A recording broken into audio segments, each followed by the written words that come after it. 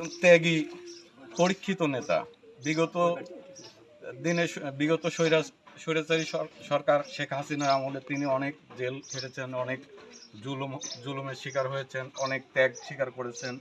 তারই বহিঃপ্রকাশ হিসাবে আজকে এই সংরক্ষিত নারী আসন থেকে তার সহধর্মিণী আমাদের বৌদি আন্না মিন্সকে সংসদীয় আসনের নারী এমপি হিসাবে দিয়েছেন। এর জন্য আমরা জোনেলবাসী অত্যন্ত গর্বিত এবং আনন্দিত। আমি সেই সাথে জোনেলবাসীকেও বলবো যে তাকে সহযোগিতা করে আমাদের এলাকার উন্নয়নের জন্য আমরা সবাই একসঙ্গে কাঁধে কাঁধ মিলিয়ে কাজ করব।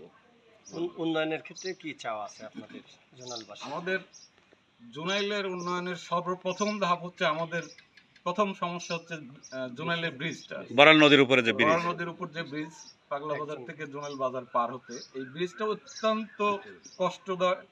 আপনারা দেখেন হাটের দিন ছাড়াও সবসময় যানজট লেগেই থাকে, একটা গাড়ি উঠলেও অপর পাশে যানজট লেগে যায়। তো আমরা প্রথম দাবি জানাবো আমাদের এমপি মহোদয়ের কাছে, আমাদের এই এলাকার প্রথম যেন এই ব্রিজের কাজটা আগে উনি করে দেয় আর কি। অনেক অ্যাক্সিডেন্ট, অনেক এখানে অনেক সমস্যা হয়েছে, ইতিপূর্বে আপনারা অনেক খবরও প্রকাশ করছেন এই ব্রিজ নিয়ে। এখানে অনেক শিক্ষা প্রতিষ্ঠান আছে, কিন্তু শিক্ষা প্রতিষ্ঠানে অবকাঠামো